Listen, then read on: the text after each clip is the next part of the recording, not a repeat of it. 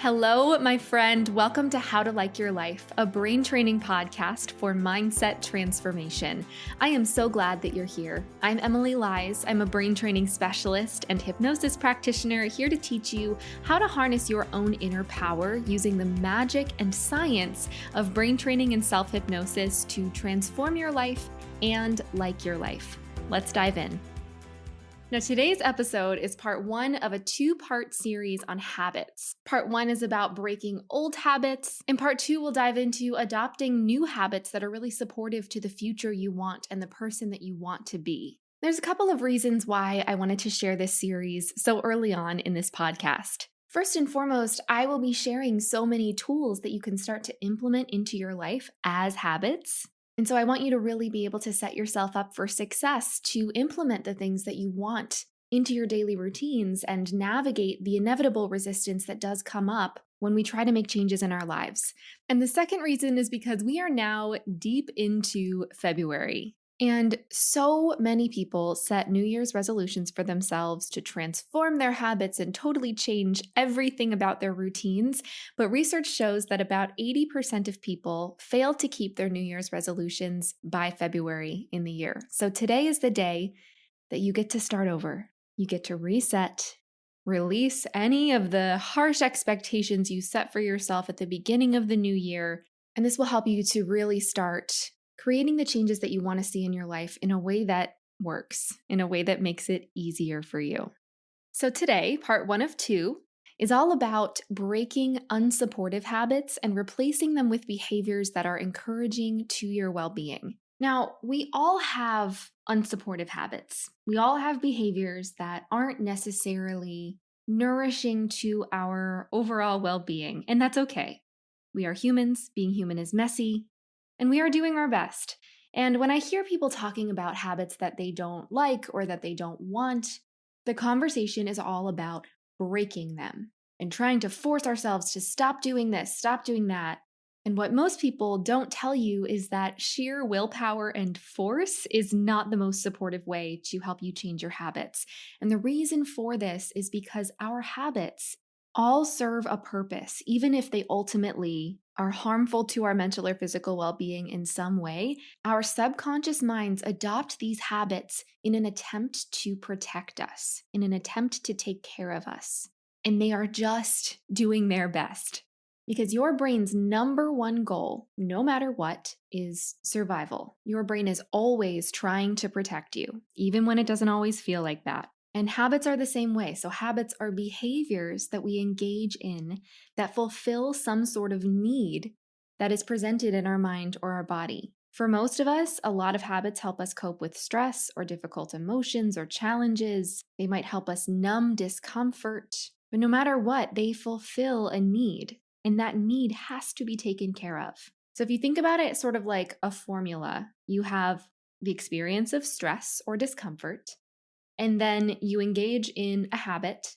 And then when you match the habit with the stress, it typically resolves that stress. It neutralizes it, at least to some degree. And so our brains associate these habits with an effective way to calm us down, even if it's ultimately not the best for our ongoing well-being. So we feel stress or discomfort, we engage in the habit or the behavior, and then that stress or discomfort becomes soothed.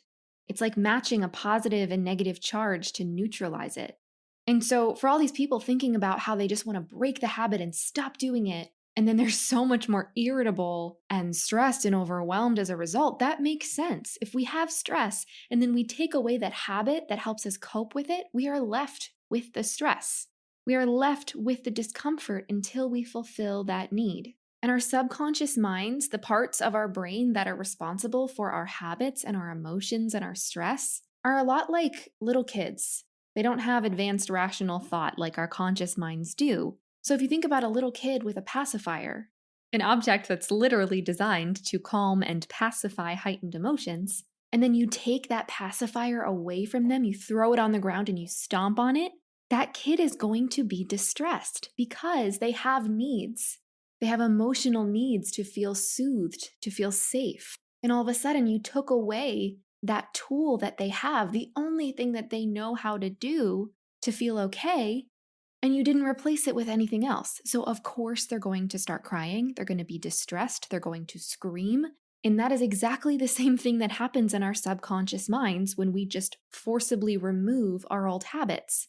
So, one of two things will happen when we remove those coping strategies. We either feel really, really overwhelmed and irritable and angry and activated, and our nervous systems get dysregulated, or we revert back to the old habit, or we seek out another habit that might not be super supportive to us. And that's clearly not effective or a gentle way of supporting your own well being, especially as you are trying to work towards big goals. That's why I have such a problem with the conversations around New Year's resolutions. People just try to force their nervous systems into a new way of operating without considering what their minds and bodies really need to feel okay and safe, because ultimately, safety is our brain's number one priority. So, with all of that in mind, I'd like you to think about some of the habits that you have in your life. And rather than immediately blaming yourself for engaging in something that you don't necessarily want to be doing, it's really, really important to recognize again that your system, your mind, your body are trying their best to help you feel as okay as you can. And at the time that those habits came into your life, your brain was encouraging you to do those things as a way to help you feel okay. So before we even start the conversation of changing the habits, I want you to just identify one thing in your life, one behavior that you do every day or regularly that isn't so supportive to your well-being long-term that you'd like to change. Just bring that to the forefront of your mind. So for me, for example, I've been in the habit of waking up and scrolling on my phone first thing in the morning, even though I, as a brain training specialist, consciously know what impact that behavior has on our well-being. It's not great, but we're working with the subconscious mind. We're not working with our rational thoughts and our knowledge. Our habits come from the childlike subconscious part of us that's helping us feel soothed in some way. So I have been in the habit of turning on my phone and scrolling on social media, checking my emails the minute I wake up. So identify one habit that you would like to shift or get rid of. That's step one. If you want to do this in a journaling exercise, feel free to do that. Feel free to pause and write these things down. Otherwise, we can just do it as a mental exercise. So step two is not to just suddenly force yourself to stop these habits. We are not doing that anymore in 2024. Step two is to offer yourself compassion. I see so many people getting angry, actively angry with themselves, almost as though they're fighting with their minds and their bodies because they're engaging with habits that they don't want. Fighting with ourselves is not the way to help our systems feel safe. So imagine that your subconscious mind is a cute little kid, maybe a little baby with a pacifier. If you're in a place where it's safe to do so, maybe close your eyes. If you're driving, please keep your eyes open and stay alert. But otherwise, close those eyes and just picture a cute little kid in front of you. Maybe it's your younger self, maybe 2 years old, and start to really observe this young version of you. And as you're looking at this part of you, getting angry with it or screaming at it for doing its best to feel okay is not the way. So I want you to either imagine yourself wrapping your arms around this little kid, giving it a big hug, or holding their hands, and get down on their level and say the following phrases to them, repeating after me. Thank you for trying to protect me.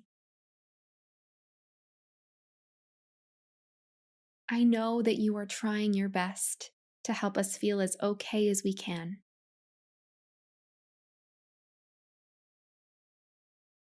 But we're going to try something new now, and I will make sure that we feel safe as we do it. Take a long, deep breath in and release with a big sigh out your mouth. Good. Letting go of any of that anger or frustration or shame around the habits that you were doing in the past that helped you feel okay. They did serve a very real purpose. So, the next step is to identify the need that this habit is fulfilling. And this is totally different depending on the person, but I'm going to give a couple of examples just so that you can start to understand how quote unquote bad habits actually serve very real needs. So, for example, I've been scrolling on social media a lot first thing in the morning, right when my alarm goes off. And again, even though I consciously know that that habit isn't great for my well being, it allows me to wake up. It kind of jolts me awake with a bright light and stimulation. I check social media and I get dopamine by seeing new followers and comments that I get. And so it's clear that my brain's need in the morning is something that is both energizing and also gives me some sort of reward, something positive, something hopeful right from the moment that I wake up. And it serves that purpose. So, for a couple of other examples, I used to pick the skin around my fingernails a lot in high school, especially when I was stressed or when I was bored or when I was trying to process information. And for me, that habit, even though it was not great for the health of my fingers, was fulfilling the need to fidget and move my body to process information. I now know that I have ADHD and I'm autistic. And so I need to be moving my body and stimming in order to self-soothe, in order to feel like I'm able to process information, in order to feel like I have enough stimulation in my body. So picking my fingernails is my hands needing to move. And it was fulfilling that need. Another example that other people might experience is smoking. Now, smoking is a little bit more complicated because it's a substance that has an addictive property to it, but it does fulfill pretty tangible needs. So for a lot of people, smoking gives them an opportunity to step away, to go get fresh air in the quiet for a couple of minutes and reset when they're feeling overwhelmed. It gives people a chance to be by themselves and take deep breaths, which has been shown to regulate the nervous system. And so if somebody tries to quit smoking, but they don't give themselves an opportunity to step away or take deep breaths or be by themselves to process their emotions in a different way, then that makes it a lot harder. People might overspend or go shopping and treat themselves to things that they can't afford as a way to introduce newness into their lives. When we have new experiences, we perceive our lives to be fuller and more rewarding. We have more access to creativity. So if people are buying new things, it can give them that to some degree. So you get the idea. These are a couple of examples. Again, they manifest so differently in each of us that even if you have these habits, it might fulfill a totally different need than what I shared in my examples. So take some time to ask yourself, what is this habit serving for me? What need is this meeting? How is this habit benefiting me? And you might want to pause this recording and journal about that a bit. Sometimes it takes time to really pinpoint that need that our habits are fulfilling for us. But understanding the specific need, the sense of relief that it gives us, is key to be able to create change, because otherwise you're just taking a pacifier from a crying baby. Step 4 is to once again offer yourself compassion and recognize that even though that behavior might not be super supportive to you, your brain was very wise to implement that habit because it helped to soothe you. It did serve a purpose. So if you want to return to communicating with that small child and thank it again, you can do that. And just acknowledge that your body, your system, is doing its best to care for you. I'd like to quickly interrupt this episode to share a bit about how you can make it easier to like your life using my hypnosis app, Dawdle. What you might not know is that every single episode of this How to Like Your Life podcast is paired with a recommended guided hypnosis session on the Dawdle app to help you enhance the practices that we're talking about here so you don't have to figure it out all on your own. On the app, you'll also find tons and tons of full-length hypnosis sessions to help you in so many areas of your life, including relaxation, stress relief, focus, motivation, joy, confidence, health and healing, sleep, getting in touch with your goals, and so much more. There's also a whole library of eyes open hypnosis for you to listen to while you're doing things actively, while walking, while showering. There's also a library of mood shifters, which are practices that are under 5 minutes, designed to help you get out of a stress response fast and feel better quickly. So in this podcast, I'll teach you how to like your life, and on Dawdle, it'll become a very easy task. So make sure to try out Dawdle for free for 7 days, and you can find the download links in the show notes. Now let's get back to the episode. Step 5 is where we introduce something new. So now that you've identified the habit that you want to get rid of, you've identified the need that it fulfills, now it's time to start to identify a new behavior that meets that same need, that fits it and neutralizes it, almost like a puzzle piece, or that positive negative charge that neutralizes the discomfort so that you can go back to feeling okay. Again, these solutions are so different depending on who we are, our neurotypes, our experiences, our needs. But I'm going to give a few examples again, just so that you can get your brain thinking about this.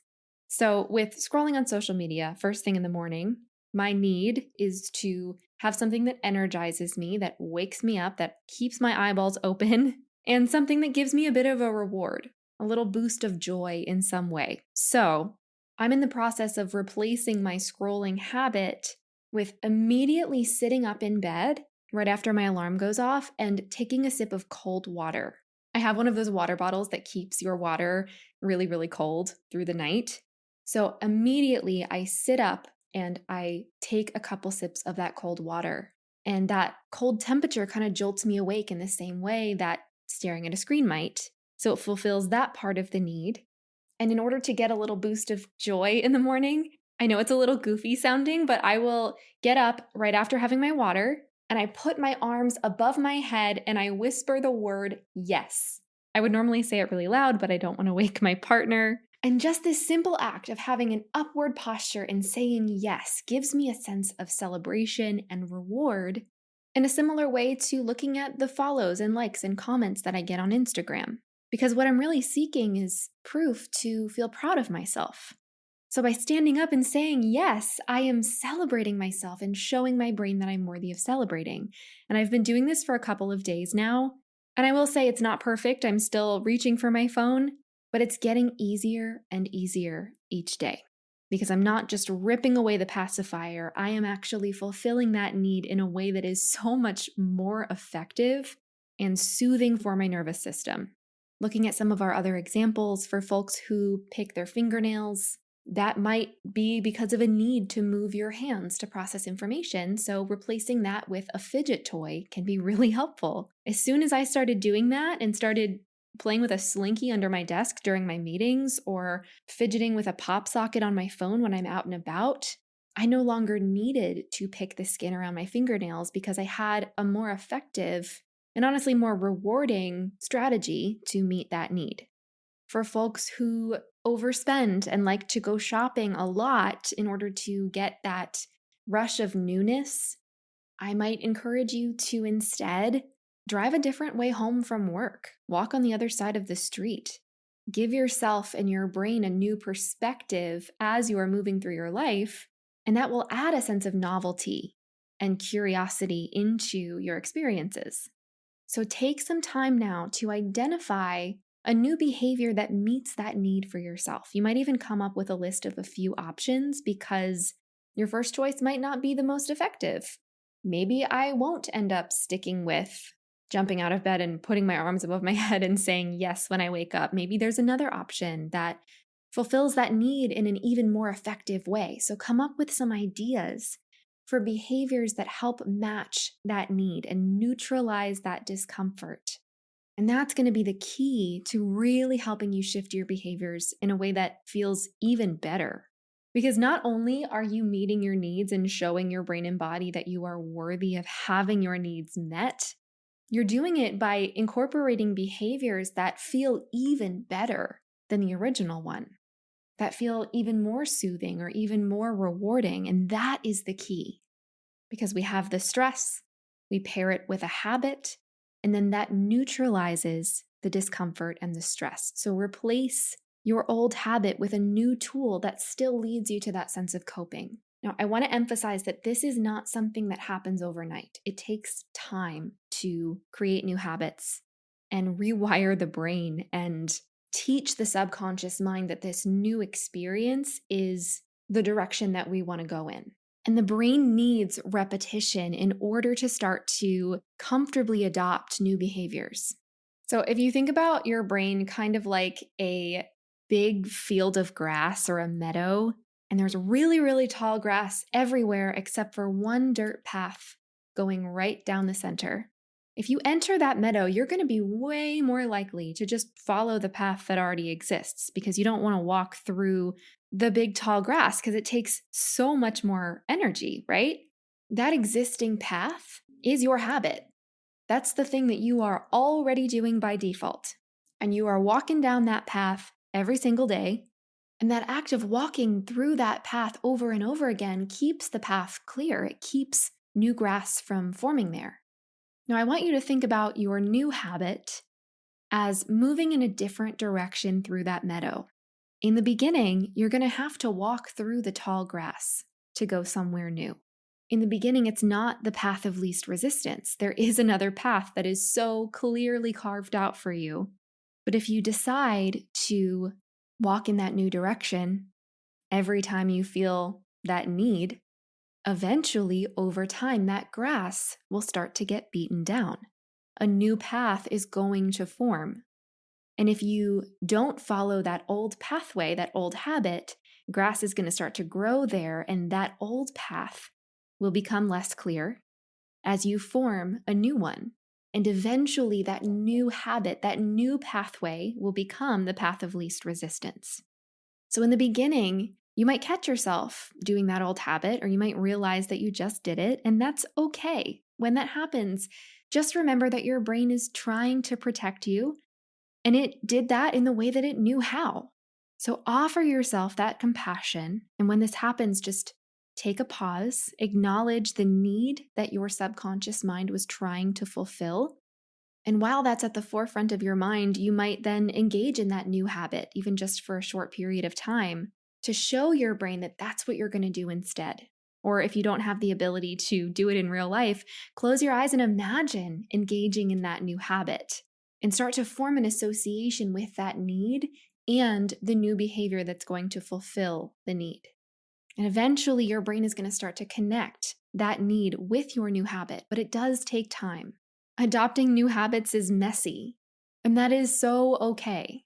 And when you do successfully engage in your new habit, celebrate it. Our brains also learn from heightened positive emotional experiences, so make it a big deal. If you find yourself picking up a fidget toy instead of picking your fingernails, take a moment to put your arms above your head and say yes. Or imagine that little kid in your mind and say, "Good job, I'm so proud of you." And make it a big deal because that is going to clear the path so much faster. Something else that's really, really helpful in paving that path, almost as though you're walking through it with a lawnmower, is through the process of hypnosis. Hypnosis is a tool that allows us to turn down the volume on our inner critic and our conscious, buzzy thoughts and really communicate directly with the subconscious mind. And through hypnosis, you can teach your brain these new habits so much faster with so much less effort through a tool called mental rehearsal. And it's just how it sounds. So just like actors rehearse their characters' behaviors and thoughts and feelings to make it easier to access those things when they get on stage, you can mentally rehearse what it would be like to feel that need come up and then adopt that new habit. Mentally rehearse yourself successfully engaging in that new behavior, and your brain is going to learn so much faster. So I would recommend in the evenings taking some time to close your eyes, take some deep breaths, and then visualize yourself going through the tasks of tomorrow. And imagine yourself in circumstances that would prompt that old habit, sort of conjuring up that need. But then visualize yourself successfully engaging in the new habit instead, and that will help your brain form that stronger association and that sense of reward because it's seeing in real time that it's possible for you. Because when we imagine things, our brains process imagination very similarly to reality. So it gives us an opportunity to program the mind without even engaging in those behaviors yet. And there will, of course, be a guided hypnosis recording of this practice in my hypnosis app, Dawdle, if you'd like to have guidance with that. So, to recap the process of breaking quote unquote bad habits, unsupportive habits, and helping ourselves feel better, step 1 is to identify the habit you no longer want. Step 2 is to offer yourself compassion Imagine your subconscious mind as a cute little kid that's trying to protect you, and thank it for doing that. Step 3 is to identify the need that that habit is fulfilling, the outcome that that habit is creating for you. Step 4 is to once again offer yourself more compassion because your brain was just trying to fulfill a need. Step 5 is to identify a new behavior that meets that need, that allows you to get the result that your brain and body are seeking in a new and more supportive way. And you might want to make a list of different options and try them out and see what feels best for you, because it is a trial and error process. And then finally, visualize it going well. Imagine yourself going through your day tomorrow, feeling that need come up and successfully engaging in that new activity. And whenever you find yourself following through on that new behavior, that new habit, celebrate it, make it a big deal. Reward it the way that you would use positive reinforcement to encourage a kid to continue with good behavior. And the more that you do this, the more you'll be carving that new neural pathway in your brain, and the easier it will be for you to feel okay as you are changing your habits. And if you want more support with this process, my hypnosis app, Dawdle, is actually paired with this podcast. So every episode of How to Like Your Life has a matching guided hypnosis recording to support the things that you're learning, depending on the theme of the episode. So you can find a hypnosis session that can help you adopt the habits that you want and support your mind and body and fulfill those needs without having to do it all on your own. So in this podcast, we talk about how to like your life, and Dawdle can help you make it a very easy task. And you can try it for free for 7 days. I will make sure to link it in the show notes. And it's a really amazing and supportive tool that can help you in the process of liking more of your life. If you want to take a deep dive into brain training tools that can help you reduce your stress, build your confidence, increase your access to joy, boost your motivation, and really like your life as you are working toward your big goals, I do host a 6-week masterclass called Hypnotic Empowerment. Several times throughout the year, it is a live group course where I will walk you step by step through the process of getting out of your own way, building your inner strengths, and liking more of your life in a really deep and profound way. You can check the link in my show notes for info about the next session. And if you enjoyed this episode, if you learned something, please rate, review, and subscribe to this podcast. Your feedback and reviews and subscriptions are so, so helpful in making these resources more available to more and more people. It has been such a pleasure chatting with you. I am so proud of you for showing up for yourself in listening to this episode, because that's really an indication that you are ready to create transformations in your own life. You've been listening to How to Like Your Life. I hope you have a wonderful week, and I will talk to you soon. Bye, friend.